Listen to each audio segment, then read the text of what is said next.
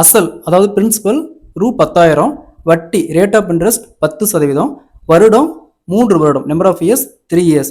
இதற்கான கூட்டு வட்டி அதாவது காம்பவுண்ட் இன்ட்ரெஸ்ட் எவ்வளோ வரும்னு கேட்டிருக்காங்க. இந்த சம் ப்ரீவியஸாக டிஎன்பிசி எக்ஸாமில் கேட்டிருக்காங்க. இந்த மாடலில் சம் கேட்டாங்களா?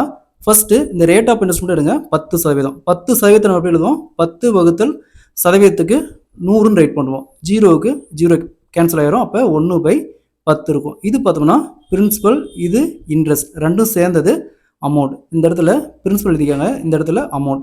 பிரின்சிபலுங்கிறது இங்கே 10, அமௌண்ட்டுங்கிறது ரெண்டையும் ஆட் பண்ணால் 10 + 1 11. நெக்ஸ்ட்டு இங்கே வருடம் பாருங்கள் 3 வருடம். அப்போது இதை எடுத்து பவரில் ரைட் பண்ணிக்காங்க. 10^3 11^3. 10³ 1000, 11³ 1331. நெக்ஸ்ட் பிரின்சிபல் பாருங்கள் 10,000. அதை எடுத்து இங்கே பிரின்சிபலுக்கு நேரம் எழுதணுமா 10,000. ஸோ இந்த 1000 எத்தனை டைம் இருக்குன்னா 10,000 வரும் இன்ட்டு 10 டைம். ஸோ அதே 10ஆல் இந்த 1331 இருக்குன்னா 13,310. ஸோ இது பார்த்தோம்னா பிரின்சிபல் ப்ளஸ் இன்ட்ரெஸ்ட் ரெண்டும் சேர்ந்தது. அப்போ 13,310ல் பிரின்சிபலை மைனஸ் பண்ணோமா, பேலன்ஸ் பார்த்தோம்னா 3,310. இது பார்த்தோம்னா காம்பவுண்ட் இன்ட்ரெஸ்ட்.